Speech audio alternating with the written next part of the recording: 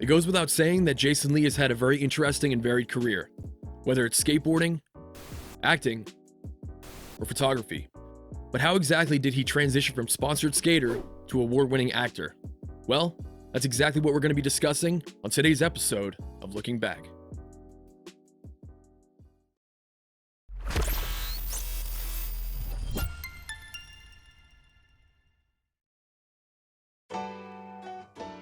Jason Lee was born in Santa Ana, California on April 25th, 1970. But he actually spent his formative years just a few miles down the road in Huntington Beach, California. Growing up in Southern California, Jason's time was split between BMX racing, riding dirt bikes, and skateboarding. Jason first stepped on a skateboard when he was about 6 or 7 years old, starting out with a cheap plastic board purchased at a local department store. But he didn't really get serious about skateboarding until he was 14, when he acquired a Veriflex board, which was still store-bought, but a major step up from his previous plastic board. At that point, Jason really began to hone his skateboarding skills. And during his high school years, he continued to develop those skills alongside the likes of Ed Templeton and Steve Robert. But Jason Lee's story as a sponsored skater begins right around 1987, with the formation of a company called SMA Rocco Division. The company's founder, Steve Rocco, really made a name for himself as a freestyle skater, and eventually became team captain for Vision Skateboards.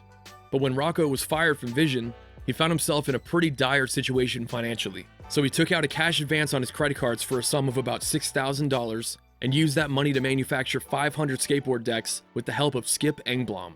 Skip Engblom is the entrepreneur responsible for the Zephyr Surf Shop and the Zephyr competition team, better known as the Z-Boys. He was later portrayed by Heath Ledger in the movie Lords of Dogtown. Skip's company, SMA, which stands for Santa Monica Airlines, was operated under the distribution company NHS Incorporated, best known for manufacturing Santa Cruz skateboards.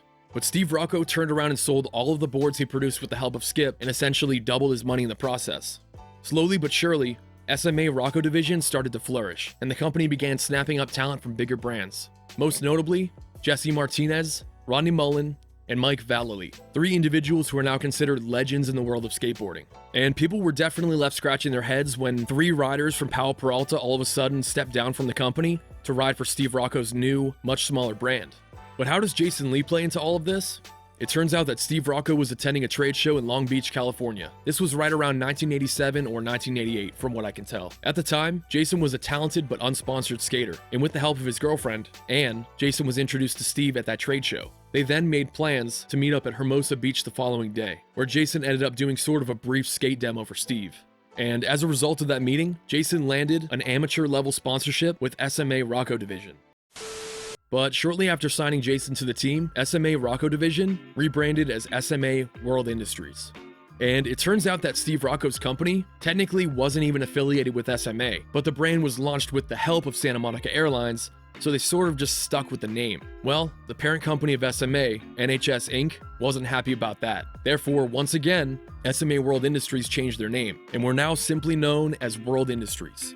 World Industries truly sparked a revolution in skateboarding, because unlike their competitors, they were determined to push street skating into the mainstream going into the 1990s, whereas vert skating had pretty much dominated the market for the last decade. They were also the first company that heavily incorporated humor into their board graphics, magazine ads, and videos. World Industries magazine spreads specifically helped them gain notoriety. Jason Lee experienced a pretty modest amount of success with World Industries, but his skateboarding career took a major turn when he joined the newly formed Blind Skateboards, a subsidiary of World Industries founded by Mark Gonzalez in 1989. With his move to Blind, Jason went from being considered an amateur-level skater to a full-fledged professional rider. In those humorous magazine ads I just talked about, debatably the most notorious of all was the Blind ad that took a direct shot at George Powell and the Powell Peralta brand as a whole. This spread was a response to a magazine ad published by Powell Peralta that made fun of smaller skateboard companies. But those ads were only the beginning, because Blind Skateboards turned around and released one of the greatest skate videos of all time in the form of Blind Video Days.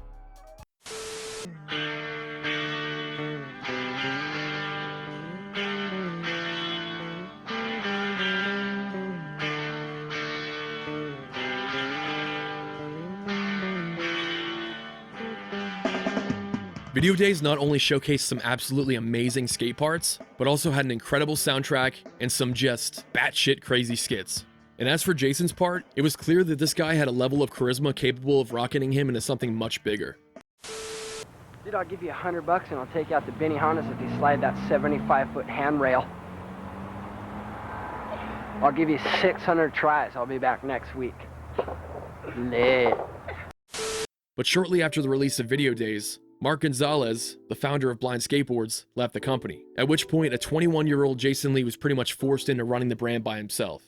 Jason later stated, "I honestly didn't know what I was doing. I definitely didn't know about the money and the workings of the business. I just didn't fit that role at the time. I wasn't ready for all that yet." As a result, Jason decided to leave Blind Skateboards just 6 months after he was appointed to his new position in the company, a decision that was made alongside Jason's good friend and fellow skater, Chris Pastras, who left Blind's parent company, World Industries, at that same time. Chris had plans of starting a new company, and Jason agreed to join him. That company was called Blue Skateboards, formed under the Vision Skateboards brand with the help of its founder, Brad Dorfman.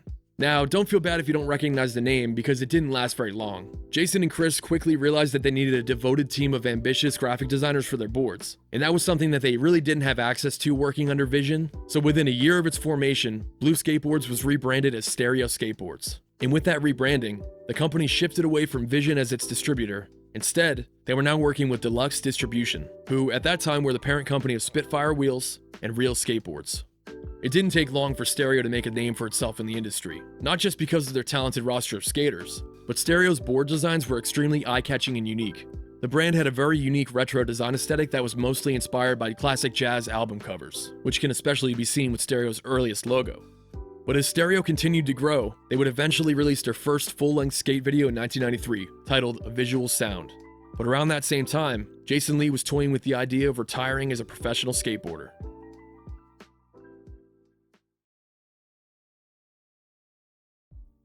Going into the mid-1990s, street skating had gained a massive amount of popularity, ushered in by brands such as Toy Machine, Plan B, and Jason Lee's former sponsors, World Industries and Blind. But with that boost in popularity came a wave of innovative and talented street skaters. And at the young age of 24, Jason Lee was already feeling like his time as a professional skater was running out. And in 1994, as Jason began to step away from skateboarding, he toyed with the idea of becoming a full-time actor. But don't be mistaken, this wasn't something that he decided on out of the blue. Jason had actually been dipping his toes into the world of acting for a few years by that point. To explain this further, we have to turn the clock back just a bit to 1992, during the filming of Mi Vida Loca. What you're looking at is a young Jason Lee and Spike Jonze, in their first credited on-screen acting roles. They were in this movie for maybe 6 or 7 seconds, but despite that, Jason later described the experience as intimidating. And not long after Mi Vida Loca, Jason once again collaborated with Spike Jonze, this time on the music video for the song 100% by Sonic Youth. But for this project, Spike was stepping into the director's chair. Well, co-director's chair, alongside Tamara Davis, who had primarily worked on music videos at that point, but would go on to direct a number of cult classics, including one of my personal favorites, Billy Madison. I had an accident. You had an accident? What does that mean? Go! And although this music video was filmed after Mi Vida Loca, it was actually released before that movie, so this was technically Jason Lee's acting debut, sort of. The video featured multiple clips with Jason skateboarding, but he also got to play a dead guy in the video. And despite playing a character without any lines, Jason later said, "I was just stoked to feel like I was in something where I was kind of acting, you know? Something that wasn't just a skate video. Almost like a movie project or something. I got to play dead, trying to do the best acting that I could." Jason then appeared in another music video, this time for the Red Kross song, Jimmy's Fantasy, where, as the star of the video, he had a bit more screen time. With all that out of the way, we can now jump back, or ahead, to 1994, to the pre-production stage for the movie that changed Jason's life forever, Mallrats.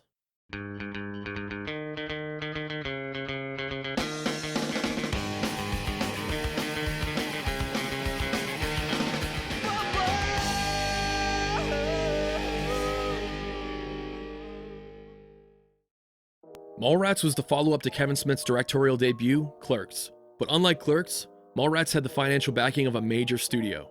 A few familiar faces from Clerks would be making a return to Mallrats, but a casting director was also hired to bring in some established actors for the movie. That casting director was Don Phillips, the man responsible for casting Sean Penn in Fast Times at Ridgemont High and Matthew McConaughey in Dazed and Confused. So it turns out that when casting was being done for Mallrats, Jason Lee was dating Marissa Ribisi, who Don Phillips was familiar with because he had cast her in Dazed and Confused just a few years prior. Marissa's mom was a manager and representative for writing and acting talent at that time, and she asked Don Phillips to set up a meeting between Jason Lee and Mallrats director Kevin Smith. This wasn't even really a formal audition, it was just intended that Jason Lee would meet with Kevin Smith to sort of get a feel of what it's like to basically sell yourself as an actor in Hollywood.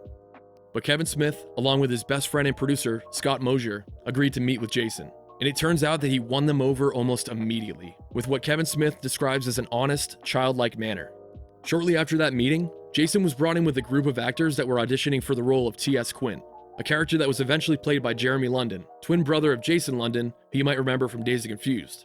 And the audition went okay, but Kevin and Scott felt that Jason wasn't at all right for the part of T.S. But they found that Jason Lee was just so extremely likable, and they were determined to have him in their movie. So Jason was told to come back and audition for the character of Brodie Bruce. And this time, he absolutely killed it. Kevin and Scott were convinced that Jason was their guy for the role of Brodie. But casting an actor in a major motion picture released by a huge studio isn't that simple. So Jason was once again told to come back for a final audition. And as much as Kevin and Scott wanted Jason to play Brodie, there was actually another actor up for the role who had a bit more on-camera experience than Jason.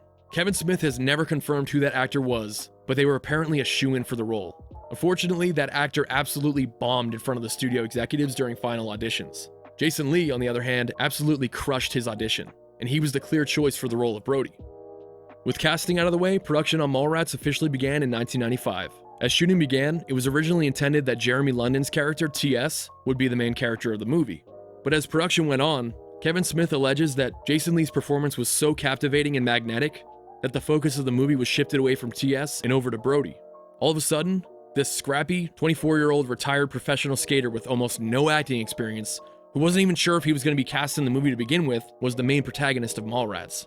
As production wrapped up, spirits were high, not only among the cast and crew, but the studio executives at Universal were convinced that with Mallrats, they had a box office hit on their hands. Our next film is Mallrats, a dismal would-be comedy about kids hanging out at the mall, and I was caught by surprise by this picture when I realized it was made by the same director who made one of the freshest films of last year, Clerks. I sat stone-faced throughout Mallrats, not laughing once. Rent Clerks instead of seeing Mallrats. I'm totally in agreement with you on this. Unfortunately, those predictions couldn't have been more wrong, as Mallrats made just over $1 million its opening weekend. By the end of its run, the film made a total of $2 million on a $6 million budget and was declared a box office bomb. Despite all of that, critics who otherwise hated the movie also couldn't help but mention that Jason Lee was both a bright spot and a big find. The only thing that saved it was this guy here. Hi, I'm Bentley Garrison with the network. Me and Mason here thought you were hysterical. Hilarious. Clearly, Kevin Smith felt the same way, because he turned around and began production on another movie, once again casting Jason Lee in a lead role. This time, as Banky Edwards in the 1997 film, Chasing Amy. Chasing Amy was truly a return to form for Kevin Smith, as the movie was produced with essentially a shoestring budget. Initially, the production company that financed Chasing Amy, Miramax, was willing to spend about $3 million on the movie, but only if the three main characters were played by Jon Stewart, Drew Barrymore, and David Schwimmer. And say what you will about Kevin Smith, but the guy is loyal to his friends, because he told Miramax that he would take just $250,000 to produce Chasing Amy, but only if they allowed him to cast Jason Lee, Ben Affleck, and Joey Lauren Adams in the movie. Miramax accepted that deal, much to the chagrin of producer Scott Mosier, who now had to figure out a way to produce a movie with 1/24th the budget utilized on Mallrats. Nonetheless, the film was eventually completed, and ended up making over $15 million worldwide during its theatrical run. Once again, not that big of a number, but unlike Mallrats, Chasing Amy was highly profitable. Jason Lee received high praise for his performance as Banky Edwards, and was even nominated at the Independent Spirit Awards in the Best Supporting Male Actor category. And I can't make this shit up. Not only did Jason win the award, against Samuel L. Jackson I might add, but he was also up against Roy Scheider, who played Chief Martin Brody in Jaws, the character that inspired the name of Brodie Bruce in Mallrats. But after the success of Chasing Amy, Jason Lee's acting career really popped. Over the next few years, he appeared in films such as Almost Famous, Enemy of the State, and Vanilla Sky. And in 2004, Jason made his voice acting debut in the Disney Pixar movie The Incredibles, voicing probably one of the best villains in Pixar history, Syndrome. You married Elastigirl? Oh, and got busy! Through all of his success, Jason remained a frequent collaborator with Kevin Smith. And even though Mallrats was absolutely lambasted by critics upon its initial release, the movie actually gained a cult following once it was released on home video, specifically with a younger generation who found that it was super relatable. Also, if not for that movie, Jason Lee might not have met his future My Name is Earl co-star, Ethan Suplee. So I made a list of everything bad I've ever done, and one by one I'm gonna make up for all my mistakes. I'm just trying to be a better person. My name is Earl.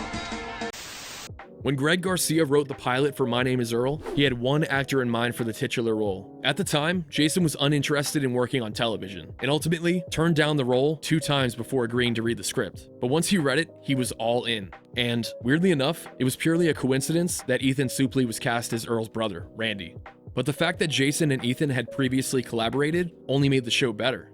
Critical reception of My Name is Earl was overwhelmingly positive. But unfortunately, the show was canceled due to declining viewership ratings. Which one is from NBC? Oh, that's for canceling My Name is Earl! While My Name is Earl was running, Jason's involvement with The Incredibles a few years earlier led him to dabble in a few more projects aimed at a younger audience, such as Monster House. Who's this? This is Bone. What's up? Underdog. Wait a minute. You can understand me? And Alvin and the Chipmunks. Ladies and gentlemen, buckle up. It's about to get stinky.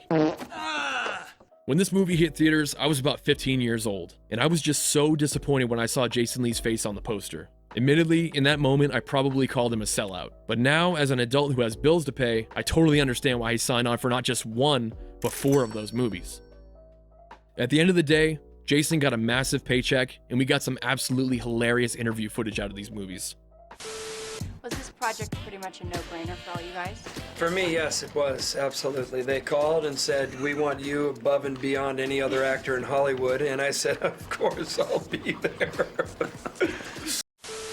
After the magnum opus that was Alvin and the Chipmunks, The Road Chip, Jason Lee's acting career slowed down a bit. Over the next few years, he would mostly take part in voiceover work.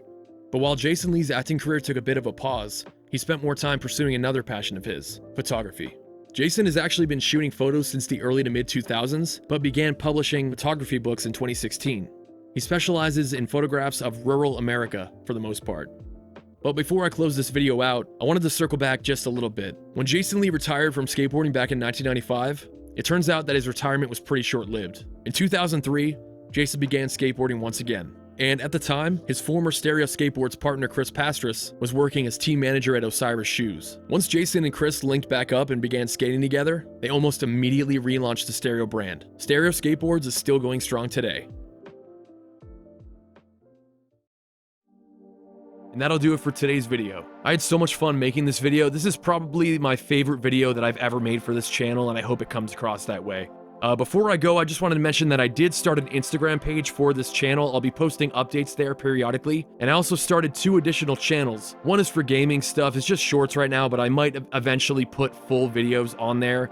And the other one is just for extras. I don't really know what I want to do with that one yet, but if you're interested, those are on my main channel. If you scroll all the way to the bottom, you can see them there. All right, again, thank you for watching today's video, and I'll see you on the next one.